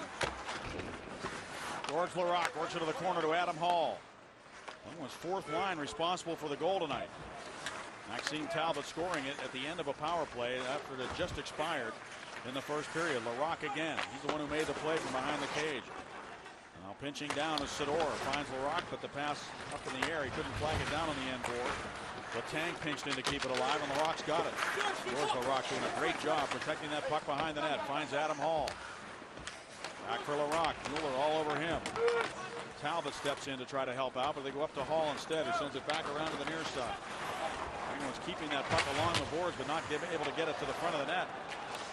Now Sador will find Laraque. Good play to Talbot. Oh, Laraque was wide open in front. Maxime tried to get it back to him. The defensive play by Zabinik McCulloch prevented it from happening. Now it's Letang to Sador. Tees it up. Instead gives it to Malkin. Great puck control of the Penguins. They've had the puck in here a long time. The Coyotes got to be tired. Malkin. And the slap shot by Letang was blocked. Loose around the net. Laraque tried to tuck it in and couldn't do so. Laraque's been out here for a long time. Malkin shoots it and it's blocked. And comes to the blue line and not out. Again, the Penguins hold it in. What a shift. Penguins make another change. Laraque's still out here trying to wrap it in on the back end. Now Malkin shoots it. Good save by Brzgalov as he went across from his right to his left. Sador fires one. That hit something on the way to the net. One of the longest shifts of puck possession we've ever seen for the Penguins. They drew a penalty. They drew a penalty. Absolutely astonishing the way they were able to control that puck in there. Laraque didn't want to give it away at one point. Malkin stole it right off his stick. And with Malkin getting out there, helping that line out, he was galloping his normal self, moving the puck. And then finally they were able to get a scoring chance, and the house would have come down right then. It would have imploded, Staggy, had they had scored. Watch, a shot comes in from the point. Malkin had to duck, and look at that one. That one carried off a defender. Mueller almost went in behind, but Laraque certainly was controlling things, controlling the biscuit. They were in the offensive zone for 2 straight minutes. That was something. Nowadays, with the rules the way they are, you can turn your back to a defender and control the puck. You can control it for a long time. That's a big back that George Laraque has turned into defender. Penguins back on the power play, looking to retake the lead. Sidney Crosby, speaking of turning his back on defenders, that time no strip to the puck, as Keith Ballard, who's played about as strong a game as any defenseman we've seen this year against the Penguins' top line, sends the puck down the ice. Well, you give a couple of defensemen like Morris and Ballard an assignment. They're stepping up to the plate right now. Dumped in. Malkin in there jabbing at it, but it's going to be cleared. Minute 28 to go. The penalty to Peter Mueller. He's in the box. You get tired and you're in your own end that long. It's only a matter of time before or you're going to take a penalty. Now Nick Boynton sends the puck all the way down the Great ice. plays. Yarnquist, the puck came around. He chipped it back. That support from the defenseman, from a forward to defense to exit your zone, killing a penalty. Some great little plays here by the Coyotes. Daniel Winnick out here with Schustrom up front of the penalty kill. Oh. Crosby went to the net, just got the toe of his stick on it, but directed it wide of the goal. Malkin, gasping, shooting, it's blocked. It's off the leg right to Letang, who finds Crosby. He decides to help the puck along up to the near point, where it's taken by Ryan Whitney. Hands it back to the corner. Crosby bumped by Matt Jones, and the Coyotes able to clear. 44 seconds to go on the penalty. Some good work by Phoenix, and boy, if they can steal a point out of Pittsburgh here tonight with all the penalties they've had to kill, that certainly is a tribute. Killed 6 of them. The Penguins have 6 power play shots. Going into this power play. Now Christensen after it. Morris able to clear it. And it goes up into the bench on the far side. Straight into the bench. Didn't go over the glass, so no penalty. As it was shot from defensive zone. Do you want to say hi, Bob? I'm pretty sure this telecast is on the NHL Network. Yes, it is. In Canada, do you have any friends you want to say? Oh, lots of friends back there, Staggy, but I can't say hello to one or two for fear of missing a couple. I'll never hear the end of it. So say hi to all of them then, all your friends. Hello to all my friends back across Canada and everybody else watching. I'm trying 1-1 game now. Christensen wins the draw. Back to Orpik. Now to Letang. Roberts is in front of the net. Letang goes to Orpik. His shot sails up off the glass, taken by Eric Christensen. Roberts in front of the net still. And Letang drifting with the puck, looking for a lane to shoot. Goes to Roberts on the near side. He dishes to the corner. 4 seconds to go on the penalty. Look out here. Miller's getting ready to come out of the box. Penalty's over as it's driven by Mike Zigomanis to the goal, and a glove by Marc-Andre Fleury. Another power play goes by the boards, and the Penguins are tied at 1.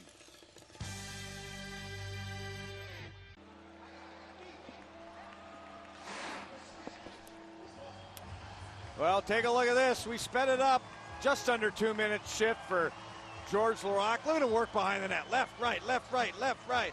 Then he's going to come way out here. What's he doing there, Stag? He's out of his office. He feels more comfortable. Get behind the goal line, George. That's where he set up Maxime Talbot. And that's where the Penguins beat the goaltender Brizgalov low to the feet. Some of those big, tall goaltenders, Staggy, I always think it's a good idea to maybe go for the feet. And that's where Tyler Kennedy tried to go as well. I tell you, the average shift is typically about 40 seconds for a National Hockey Leaguer. And Laraque and company had the puck in the offensive zone for 2 minutes. Were able to draw a penalty, and they just haven't been able to capitalize on their power plays. 0 for 7 tonight. Look at what kind of language are they speaking? French? Are they speaking English? Are they speaking Russian? As you see Laraque talking to Malkin. Brooks Orpik swings it around, and Jordan Stahl couldn't get a stick on it. It goes the length of the ice. Ed Jovanovski back to play it. And icing is called.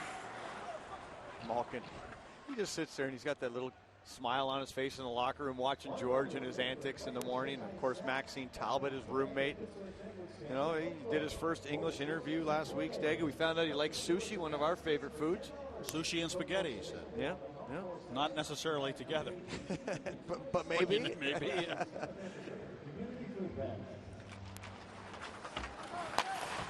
Ryan Whitney off the draw, bouncing it out to center, taken there by Talbot, and he'll drive it in to the Coyote zone. Brizgalov stops it behind the net, sent up the wall, and getting a stick on the near side was Carcillo to direct it back into the Penguin zone. Ryan Whitney goes back to play it. And Brooks Orpik there, and the Coyotes, they know they're feeling pretty good about themselves right now on the road, trying to salvage a couple of points on this road trip, and very much in the thick of this hockey game with a game tied at 1. Here's Tyler Kennedy. Kennedy sets a man up. Talbot grabs one, block, gets it back, throws it to the net, and a stick save made. A good block by McCulloch, and then Talbot got his own rebound and shot it. It looked like Brizgalov just got a piece of that shot. Now he did. Carcillo. Mueller. Sit high off the glass. Carcillo in after it, chops at it. Scuderi in there also, and it goes up into the protective netting. Eddie Johnston made a name for himself as a goaltender with the Boston Bruins. In fact, the last guy to play every game and during a season, DJ. But he'll always be remembered as the GM who brought Mario Lemieux to Pittsburgh. He tells us his story on In My Own Words. Eddie Johnston premiering Thursday night at 7:30 only on FSN. Hey, look at that goaltender. He played every game one season. And he's a man of many words. Yes, he is. And he is a fun guy to talk to. And if you can decipher some of them, he is a very smart man, very intelligent. They love his brain trust, if you will. He's awesome. Yep. He's so much fun to talk to. I'm sure that interview was great. Off a stick and wide of the goal, taken now by Evgeny Malkin. So great to have EJ around, and I know Mario Lemieux loves him like a father. And here's Ryan Malone leaving it for Sidney Crosby, trying to drop it off from Malone, and he can't come to the net. Stripped of the puck by Reinfrecht, but Malone plows right into Brizgalov. Yeah, he is a hockey genius, EJ, is he not? And Steggy, he must be. He drafted me and Mario Lemieux. He's got to be a genius. Let's face it. Come on.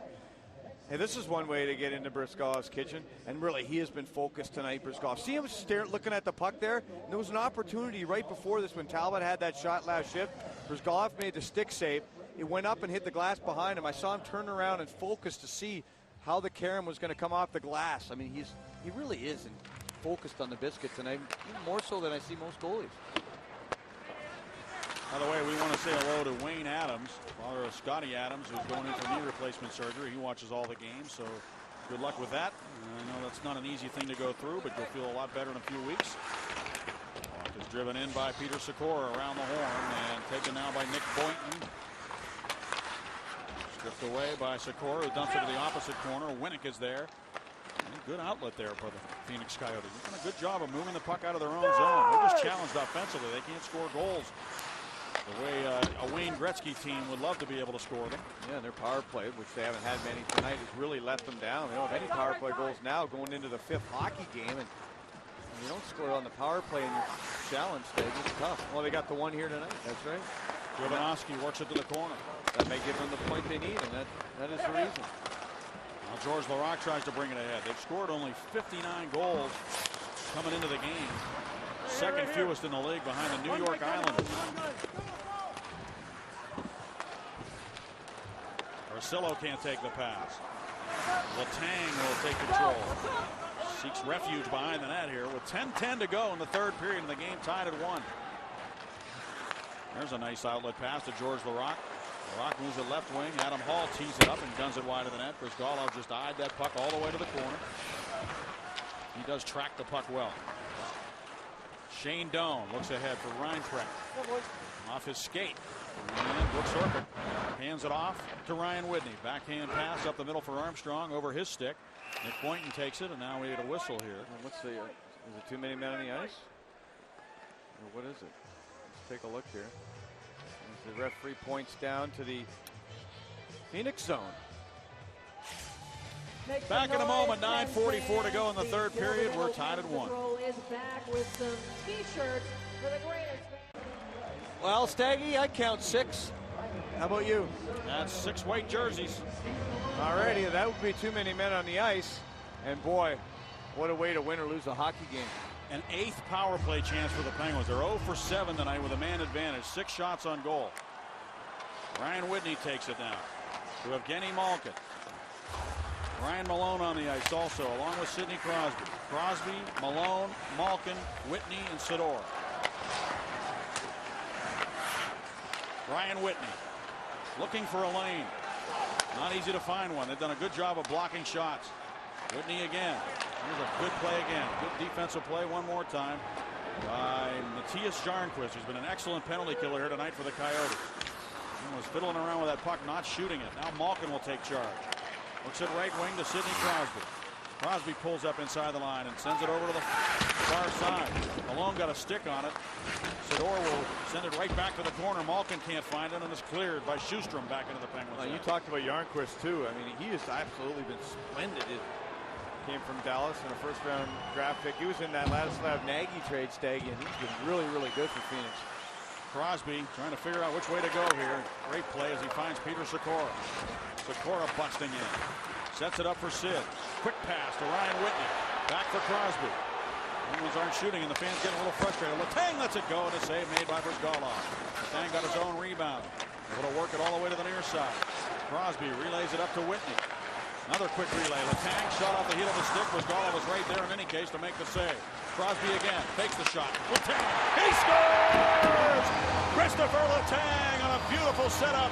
A no-look play by Sidney Crosby, and the Penguins lead it 2-1.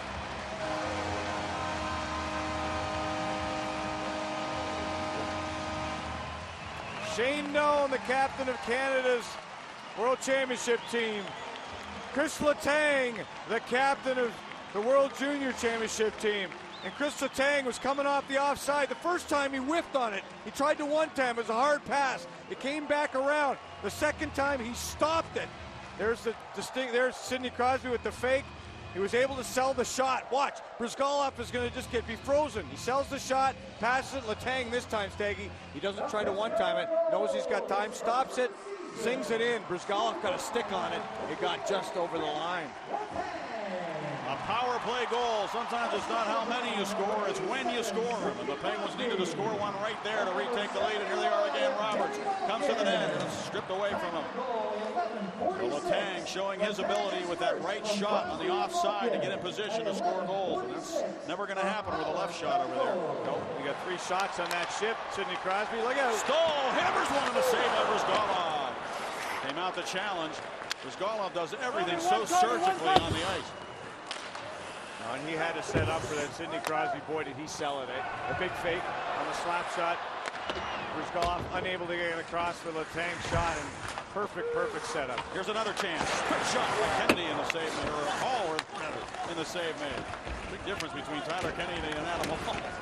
And the lead pass off a stick comes right to Ryan Whitney. Good play there as he worked it along for George Larac. And the crowd very much in this game. Talbot fires one right through the paint. Out to the point it comes to Orpik, and he pummeled it for a moment, but kept it in. Larac behind the cage as the man over in front Hall. Instead goes the other way to Talbot, and his shot is stopped by Brizgalov. Absolutely robbed. That is thievery right there by Brizgalov. Look at him, he's laughing as he talks to the goaltender.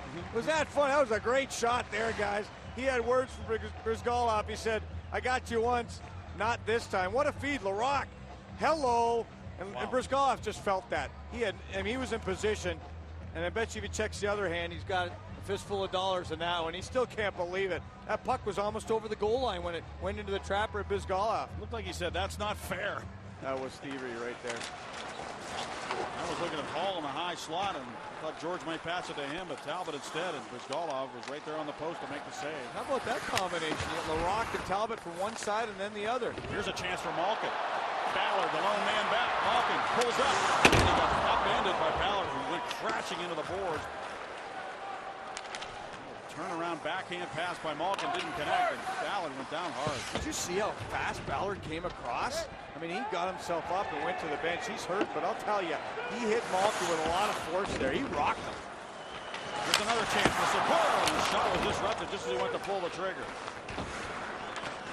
What a hit that was by Ballard. The force on that. Oh.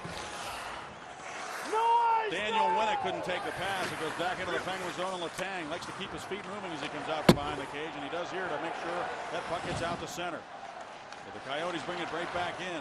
Shane Doan couldn't pull the trigger. Crosby picked his pocket, and it's cleared up off the glass. Keith Ballard's back on the ice again. He's back on there, yeah. That's because Sidney's on, right? Here he's coming. Oh, yep, that's why.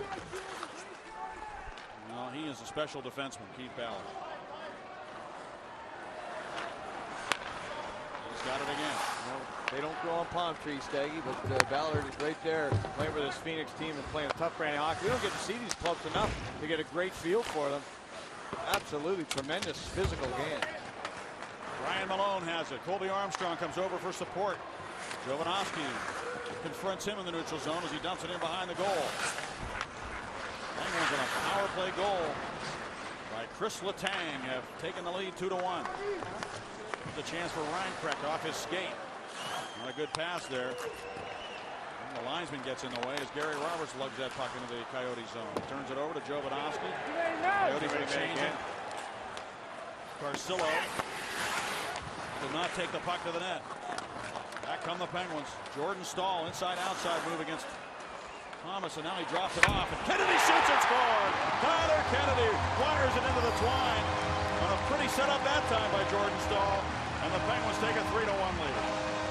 Well, that's Tyler Kennedy's spot. Anybody who's been watching the Penguins knows that Tyler Kennedy has scored all 4 goals from the off wing, and a crisscross in the neutral zone. Stahl crisscrossing. Defensemen stay in the lanes. They played it right. Brizgalov got beat, though, as he pulls it into his body, changes the angle. Unbelievable shot by Kennedy. Thomas was back as a forward along with Jovanovski, and the Penguins took advantage of that. Tyler Kennedy showed again that he can really fire the puck. That was a good shot. The Penguins have more than doubled the Coyotes in shots here. It's 32-14. Crosby and Malkin haven't been on the board. It's been the lesser lights, if you will. Carcillo was at right wing, taken there by Mueller, and a shot off the blocker of Fleury. Carcillo went to the net. Scuderi upended him. And it's cleared by the Rock, not out, held in and thrown back to the net. The whistle blows. It actually came out over the line. How about that vertical jump there by Carcillo? But it's the Penguins that have opened things up here in the hockey game. Tyler Kennedy comes through with his 4th goal of the year, and he drilled it into the goal. Well, there's Tyler Kennedy. Big smile and great celebration. All of his goals coming on the off wing. And this is his 1st goal in the National Hockey League. Keeping his momentum. His feet always moving. That's what I like to see. Look at Tyler Kennedy. Look at his feet moving. It's tough for a goaltender to track when the shot's going to be released if you're constantly moving and changing direction. See, he's changing direction. He's not in one spot. He's not standing still. And on this one here, another change the direction. He's able to just ticket that one short side over the blocker of Brizgalov. I know Brizgalov would want that one back, but that was a heck of a shot by number 48, Tyler Kennedy. Get used to saying that name. He's now got 4 goals and 13 shots in the National Hockey League. And Jordan Staal, we talked about him, his hands he plays. That was a nice play he made there. Now penalty coming up here. Brizgalov comes out of the net. It looks like he's just laboring to get over there when he skates off the ice. He's so big, man. I know. Those pads look like they got lead in them. And then finally the Penguins get control and the whistle blows. Talbot got slashed and now punched in the head. Boynton has lost his mind. He absolutely, Talbot must have done something, because Boynton in a 3-1 hockey game may have just ruined any chances the Phoenix Coyotes have in getting back into this. And you know what? Maxime Talbot then has done his job. Now Phoenix should be on the power play. They had a power play opportunity. It's a 3-1 hockey game with 3:57 on the clock. Boynton whacks Talbot. Let's take a look. Now, he's got to have an awfully good reason to do something like this. There's the hit. And there's a trip by Boynton. Stupid there. And then this is a punch in the head. He starts punching in the head, and there was a slash before that that we missed. That was right on right when the whistle was blown. So Boynton totally loses his mind. When Talbot got up there after that collision along the boards, it looked like his right skate came up as he was getting up. His skate came up, and Boynton's skate came flying across his legs as well. So hey, there's a time and a place. And you know, Maxime Talbot, he's a pain. He can be a pain. He's a very important part of the Penguins puzzle, is what he is, Maxime Talbot. You don't lose, you know, Ruutu certainly can bring that, but Talbot's in the lineup, so you're not losing a lot that way. There's the hit. Watch as they go down. There's a trip. You see, yeah, Talbot gave him a little kind of a shove with some part of his body. Then it was a kick, and there's a cross check. He broke his stick over his arm. Come on. And then he comes in and takes a sucker shot. I mean, talk about ruining your chances to get back in a hockey game. You know, there's one word for that, Steggy, and it's selfish. It really is. I don't know any other way to explain it. And now the Coyotes are going to be short, and they should have a power play. The Coyotes should have had a power play if Boynton just had walked away and taken a number, get him back later. And now Ulfie's pointing up to Gretz, and he's saying, hey, we're short on this exchange when it looked like we were going to have a power play. So let's see. Boynton, 2 minutes for cross-checking, 2 minutes for roughing. Pittsburgh penalty, number 25, Max Talbot, 2 minutes for hooking. Time of the penalty. Yep, so indeed, instead of the Coyotes getting the power play, the Penguins get the power play, and there was no need for that at all. And there's no other way to say it than it's a selfish play. So the Penguins have the man advantage with 3:57 to go, leading by 2. They've doubled up the Coyotes and then some in shots tonight. They're 1 for 8 on the power play, 8 of their 32 shots coming with a man advantage. Boy, there's things, unless there's something I missed somewhere in this hockey game, and was there a need to do that if you're Nick Boynton? I just don't think there's ever a need. I think if you want to get back at somebody, there's only one way to get back, and that's to get back into the hockey game. There really is, Stag. You've got a team here that's played 56 minutes of hard hockey to try to give themselves a chance to win a game. They've lost 3 in a row. They're trying to get in the playoffs, trying to establish something as a young hockey club. for you to do that and take. Is he guilty of taking a penalty knowingly that when his team was going on the power play? Do you think he absolutely knew that, or do you think it's possible that he didn't know that there was a power play coming and he did it anyway? Either way, you're still taking your team out of the game. Right. Now they've moved it over to the other side, and now they say Phoenix. It's 5 on. So they're changing the penalties. So we'll see. Yeah, it's 5 on 5 right now. It's 5 on 5. So everything was even. And that's what Wayne Gretzky said. I could read his lips. He said 5 on 5, and then he tapped Alfie on the shoulder, and Alfie looked up at the clock. Yeah, there's probably 4 minutes each. Cal probably got a rough as well.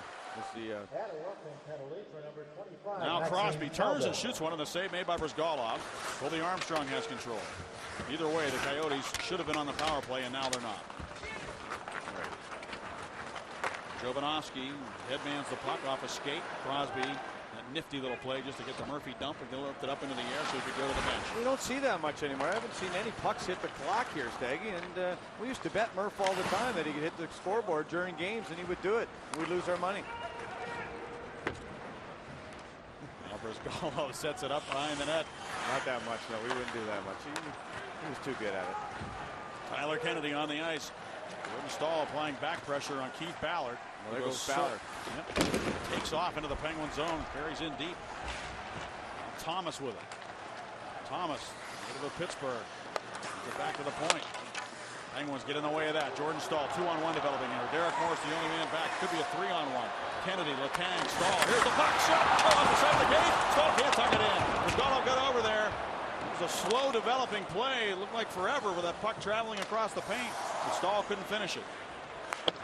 Letang was jumping into the attack to make it a 3-on-1. Boy, and Stahl just couldn't get the hands moving quick enough to turn that one way and then the other to put it in the game. 2:21 to go in the game. McCulloch shoots it. Fleury knocked down in the crease by Schustrom, who was standing right in front of him. As Walken goes the other way. Throws it deep to the forehand around Jovanovski. Can't do that. Adam Hall comes in. It's taken by Daniel Carcillo. Out now for the big rangy Martin Hansel. That's good, Halsey. And he is stripped of the puck by Adam Hall. Schustrom steals behind the net. Frederick Schustrom with it. He's hit by Eaton, but he controls the puck. Out to Jovanovski. And his wrist shot is blocked by Adam Hall. Hall at the end of his shift shoots it just wide of the goal. Didn't miss by much on the stick side of Brzgalov. Hansel slaps one off of Brooks Orpik, and it goes up into the mesh behind the Penguins' goal. Well, it's a time for the Subway sandwich of the game, Steggy, and you know this guy's got to be involved at least once, George Laraque, and maybe twice. He got his whole body in front of Ballard. Ballard's been he's visible all night, and here comes Brzgalov. They're going to pull him for the extra attacker right now. Mike York taking the face-off. Brzgalov's gotten a good workout tonight. He's had to go to the bench a few times. He has. And a quick shot on a save by Fleury off the right wing there by Shane Doan. Oh, Doan caught him cheating. Fleury was looking for the cross-street pass. Doan hits the net. He's got one. Now Hansel cannot hang on to the puck. Great work on the near boards by Crosby. One hands it ahead to George Laraque. Empty net down to our right. By the way, George Laraque actually had a hat trick once in his career. We're talking about those players who've never had one. George has one. Oh, Fleury wanted to shoot that puck to the empty net. He got taken away by Whitney. Whitney took the puck off him. Fleury got out there, spun around. And take a look. I don't know if we get a chance to look at this. But Fleury in a 3-1 hockey game. This is the time for a goaltender to do it. The Penguin forwards, they wanted to get the red line, but Marc-Andre Fleury wanted to put himself in the record books. Watch, he gets out there quickly, turns around, he's going to shoot it. Oh, Whitney took it from me. Come on, Staggy. That was my one chance, he's saying. I can make it that far. I've been working with Gilles Meloche. Timeout. Wayne Gretzky. Wayne Gretzky has called a timeout. Well, Wayne Gretzky scored 50 goals in 39 games, 215 points, 92 goals one year. How many empty net goals? Scored in 51 straight games, ended with 894 goals and an all-time leading 2,857 points. 10 Ross trophies, 9 Hart trophies, 2 Conn Smythe trophies. Other than that, he didn't accomplish a whole lot in his career. Yeah, he didn't do much, and he scored a lot of empty net goals. Staggy, I'm serious. I've never seen a guy score that many empty net goals in my life. That year he had 50 goals in 39 games. I remember him banking one in Buffalo into the orange paint. just had a nose for the net, didn't he? I mean, he could play, he could do everything. Just knew the game before it was there. The play was in his mind 5 seconds before it happened. He could just see things before their time. And he's called a timeout, but not a whole lot of hope for his Coyotes team, which is down by 2. They've lost 3 straight on the road. 59.6 seconds to go in the game. They've got a 6-man attack on right now. Watch Shane Doan. He's going to move back to the point. And Ryan Malone's going to chip the puck ahead. Who's going to get the empty net opportunity? Crosby had to the puck, but the whistle blows. High stick on the puck, yeah. Shane Doan, he lined up on that face-off at the hash marks, but he drifted back as the face-off puck was dropped, and they're going to have the same alignment again. 19 Doan with 1 goal. He's going to move back for the one-timer. How do you think Sid would have done in Gretzky's era, Bob? The goaltenders the way they were then, and just the way he plays, like he shot out of so fast. Yeah, I mean, there's Doan. Here's Doan with a one-timer. He missed the goal off the corner boards. Gary Roberts trying to chop it out. And good quick play there by Jordan Stahl. Looking for the empty net. Can he find it? He found it, but it was well outside call. Then he threw his stick, which you can't do in frustration. All he had to do was shoot the puck when he crossed the red line. I'm not sure what he was thinking. Maybe it was being unselfish that he wanted to move the puck to alignment. He could shoot the puck anywhere here, folks. When he was on his forehand, he crossed the line is the time when he should have shot it. And, you know, he's frustrated. He threw his stick, and he said, what am I doing? No goal. The play was offside. No goal. Brizgalov's back in the net, and that might be the end of that opportunity. Penguins looking to go to the 500 mark again, and they leave this home stand, if you want to call it that, on a winning note. There goes Brizgalov again. He won't have to ride the bike after the game tonight. 21 seconds remaining. Chris Letang will clear it off the glass. Another opportunity perhaps for the empty net. Roberts can't do it though. Thomas shoots it in. Or he might shoot it now. Oh, he was thinking of it and slid off his stick. He was thinking of it. Letang lifts it back to center. Derek Morris drives it right back to the net. Time ticks down. Now he's going to try it. Fleury has won 3 straight. The Penguins are now winners of 5 of their last 7 games, points in 6 of the last 8. So they seem to have turned the corner, finding ways to win games now. And they're all giving it to Marc-Andre Fleury for messing up and not trying to get that shot down the ice. And Maxime Talbot, you know, he did give a burst of energy to this hockey club. And Donald's player of the game, playing alongside George Laraque, who had a great game against his old team. We asked him this morning. He said, yeah, back-to-back. So he's got Phoenix, he's got Edmonton on the agenda. And that's where we'll be heading, Saggy. And what did he say today? He said, I'll be flying. And I looked at you and I said, there's a 255-pound man who's going to be flying tonight. Therrien, congratulations to Michael Therrien, his 150th win. The Penguins win it by a score of 3-1. They were up 1-0. Coyotes tied it. They got the next 2 goals to make sure that they salted away the 2 points. So the Penguins record now 12-2, 26 points. Are just right there knocking on the door of that last playoff spot. Our next broadcast is Wednesday, and we will be on the road in Edmonton on that slick ice surface to play the Oilers at 9:30. FSN's coverage continues right now with Rob King and Jay Caulfield on FSN Live. For Dan Potash and Bob Airy and our tremendous crew here in Pittsburgh, this is Paul Steigerwald. Talk to you in a moment.